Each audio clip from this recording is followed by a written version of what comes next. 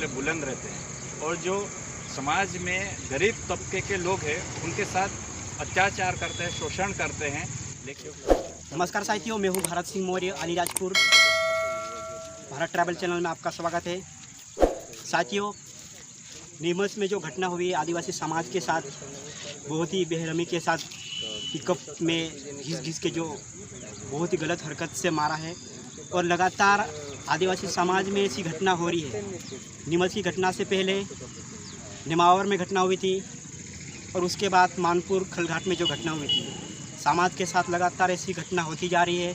आज अलीराजपुर ज़िले के सामाजिक उन्नयन में काम करने वाले आदिवासी समाज के संगठन JS के बैनर तले, आदिवासी समाज के बैनर तले आज पीड़ित परिवार के लिए आरोपियों की फांसी को मांग कर लेकर आज कलेक्टर में उपस्थित हैं। आज मैं उससे जानना चाहता हूं,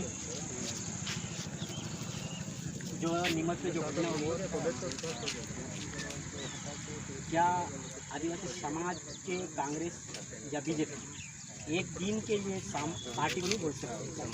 सबसे पहली बात क्या है कि हमारे भी नॉलेज में ये जो नीमच की जो घटना हुई है, हमें भी मालूम पड़ा। हम लोगों ने भी कई पूरे मध्य प्रदेश में और हर राज्य में हम मैसेज किया कि जिन लोगों ने जो घटना करी, जो दरिंदा गाड़ी पर खींच के किया, उन्हें फांसी की मांग करी हमारे सामाजिक संगठन के बैनर तले। और जो आप पार्टी की बात कर रहे हैं, वो एक पार्टी के दल के लोग हैं, उन्हें तो बिल्कुल आना चाहिए, उनको तो विचार करना चाहिए। जब समाज की बात हो तो दोनों को छोड़ के एक साथ आके ज्ञापन और धरना प्रदर्शन ऐसी स्थिति करना चाहिए और वहाँ नीमच में भी जाना चाहिए। और कहीं ना कहीं वो लोग भी जा रहे हैं, तो हम हमारा काम कर रहे हैं और हम ये चाहते हैं कि जिन लोगों ने ये घटना बेरहमी से की है, उन लोगों के लिए यहाँ की सरकार कड़ाई कार्रवाई करे और फांसी की सज़ा दी जाए। क्योंकि कहीं ना कहीं मध्य प्रदेश में आए दिन आदिवासियों पर अत्याचार किया जा रहा है।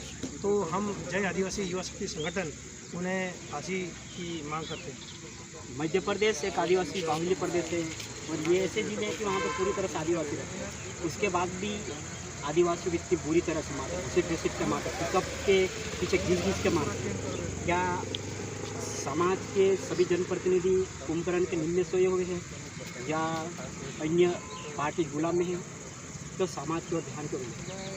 ये ऐसी चीज़ें हैं कि कहीं ना कहीं अभी इससे पहले भी कहीं ना कहीं ऐसी घटनाएं घट रही थी, लेकिन ये सोशल मीडिया के माध्यम से हम लोगों को भी मालूम पड़ रहा है। और जो ये लोग हैं, जो पार्टी के लोग हैं, उन्हें भी बिल्कुल आना चाहिए, ऐसी घटनाओं को निंदा करना चाहिए और एक्शन लेना चाहिए। और हम लोग जो सामाजिक संगठन के लोग हैं, कहीं ना कहीं हमारी सामाजिक मूवमेंट को लेकर पूरे प्रदेश में चल रहे हैं। जहाँ भी कोई ऐसी घटनाएं घटती है, बिल्कुल हम लोग वहाँ पर उस जगह जाते हैं, वहाँ पर बिल्कुल हम वहाँ के SP महोदय, कलेक्टर महोदय चर्चा करते हैं और पूरी उस घटना की जानकारी लेते हैं। उसके बाद ही वहाँ पर हम निर्णय लेते हैं। और अभी कहीं ना कहीं इससे पहले भी नेमावर में घटना हुई थी और मानपुर में भी घटना हुई थी, आदिवासियों के साथ में अत्याचार। तो कहीं ना कहीं जो जय आदिवासी युवा शक्ति संगठन हमेशा तत्पर रहता है समाज के लिए और खड़ा रहता है। एक तरफ तो राष्ट्रीय हित की बात कर रहे हैं, सरकार कहती है कि हम राष्ट्रीय हित में काम करते हैं। क्या आदिवासी समाज राष्ट्रीय हित में आता है? नहीं, आदिवासी समाज भी राष्ट्रीय हित की बात करता है, हम भी राष्ट्रीय हित की बात करते हैं, उसमें कोई दो राय नहीं। लेकिन कहीं ना कहीं उनके विचार हम लोगों से मिल नहीं पा रहे हैं या वो लोग समाज की ओर ध्यान नहीं दे पा रहे हैं। कहीं ना कहीं मिसअंडरस्टैंडिंग उनसे हो रही है या वो चाहते ही नहीं कि आदिवासी का भला। नहीं, राष्ट्रीय हित का मतलब तो ये होता है कि सबको सम्मान रखना, सबकी इज्जत का सवाल आता है, अन्याय की खिलाफ लड़ना। और ये तो अलग हो रहा ना फिर। हाँ, कहीं ना कहीं तो अलग हो रहा, उन्हें भी विचार करना चाहिए। जब राष्ट्र में राष्ट्र हित मतलब इस देश के अंदर सब जो रह रहे हैं वो राष्ट्र हित की बात करते हैं, उन्हें भी इस मामलों पर जानकारी लेना चाहिए और उनको फांसी की सज़ा की मांग करना चाहिए उनके बैनर पर। और भी हमारे साथ आदिवासी संगठन, जय आदिवासी युवा संगठन के जिलाध्यक्ष उपस्थित, हम उनसे जानना चाहते हैं, जब समाज के साथ इतनी दर्दनाक घटना होती है और हमारे समाज के पढ़े लिखे युवा से लेकर जनप्रतिनिधि से लेकर अधिकारी से लेकर सभी के सभी कुंभकर्ण की नींद में सोए हुए हैं और आदिवासी समुदाय को छोड़ के अगर दूसरे समाज के साथ ऐसी घटना होती है तो आदिवासी समाज की चुने हुए नेता ही न्याय दिलाने के लिए सबसे पहले जाते हैं।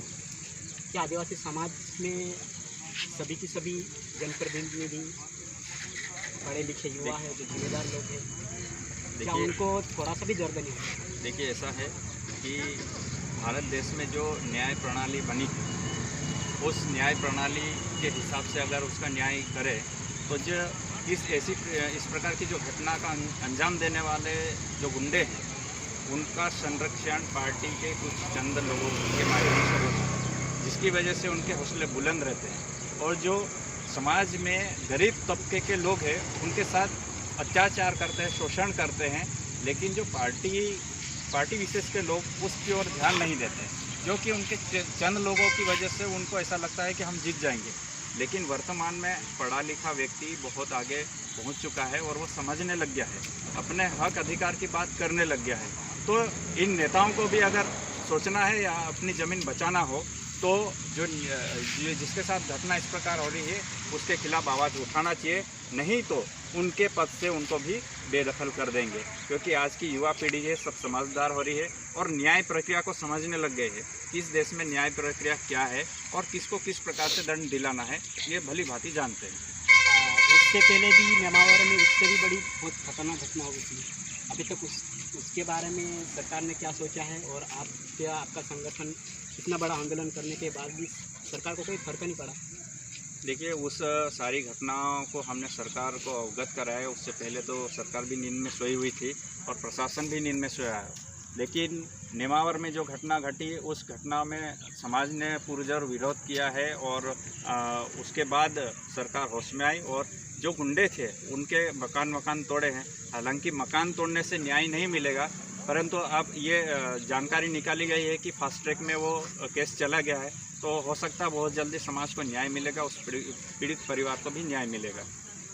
क्या भारत देश के पत्रकार आदिवासी समाज के साथ नहीं है? जब गाय मर जाती है या हाथी मर जाती है तो 5-5, 6-6 महीने तक मीडिया के माध्यम से, सोशल मीडिया के माध्यम से, बड़े बड़े चैनलों के माध्यम से चलाते हैं और अक्सर ये देखने को मिलता है कि आदिवासी समाज की ऐसी घटना लगातार होती जा रही है। देखिए, तो क्या पत्रकार के बारे में आप क्या कहना चाहते हैं? देखो, मीडिया को भी मैं कहना चाहूँगा कि जो जानवर है, जानवर से कहीं गुना इंसानों का ज़िंदगी का मूल्य होता है, उसको भी समझना चाहिए। क्योंकि ये गाय माता बोलते हैं, उसको भी रक्षा करना बहुत ज़रूरी है। लेकिन उससे पहले जितने भी जीव जंतु उसकी रक्षा करना और मानव की रक्षा करना उनका कर्तव्य बनता है। लेकिन उसके विपरीत ये कुछ मानसिक संतुलन बिगाड़ कर जो काम कर रहे हैं वो गलत तरीका है। अच्छा, अगर नीमच की घटना से अगर आदिवासी समाज को न्याय नहीं मिला तो अगला आपका कदम क्या होगा? अगर उस पीड़ित परिवार को न्याय नहीं मिलता है तो आदिवासी समाज पुरजोर आंदोलन करेगा चरणबद्ध तरीके से और सरकार को आने वाले समय में उसका जवाब जरूर देगा, ये पक्का है। ऐसा मतलब आदिवासी समाज के साथ ऐसी घटना होती है तो ऐसा एक्ट क्यों नहीं बिल प्रस्ताव पारित होता है कि इतनी दर्दनाक घटना देने वाले को उसी समय तत्काल फांसी दे? देखिए, फास्ट ट्रैक में बहुत से निर्भया कांड हुआ है, बहुत से इस देश में ऐसे कांड हुए हैं। हैदराबाद वाला कांड में उसके फास्ट ट्रैक के माध्यम से फांसी भी दी गई है।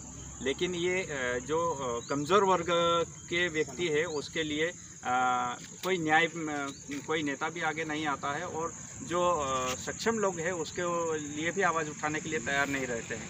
लेकिन हमको पूरा विश्वास है न्याय प्रणाली पे, उस परिवार को भी न्याय मिलेगा। और आने वाले समय में हम ये कह देना चाहते हैं कि जो लोग चुपचाप है, हो सकता है उनके परिवार के साथ भी अगर इस प्रकार की घटना घटी तो कोई व्यक्ति उनके साथ भी खड़ा नहीं रहेगा और सभी लोगों को इसका समर्थन और उनको ताकत देने की ज़रूरत है। आज क्या नीमच की घटना को लेकर जो नेमावर में घटना हुई थी उसी तरह से आंदोलन करोगे या ज्ञापन के माध्यम से? बिल्कुल उसी प्रकार आंदोलन होगा और पूरी तरह से ज्ञापन भी दिया जाएगा और जो एट्रोसिटी एक्ट के माध्यम से जो भी एफआईआर दर्ज हुई है तो क्या क्या है उसको जानने की कोशिश करेंगे और अगर नहीं होता है तो और उससे बड़ा आंदोलन होगा।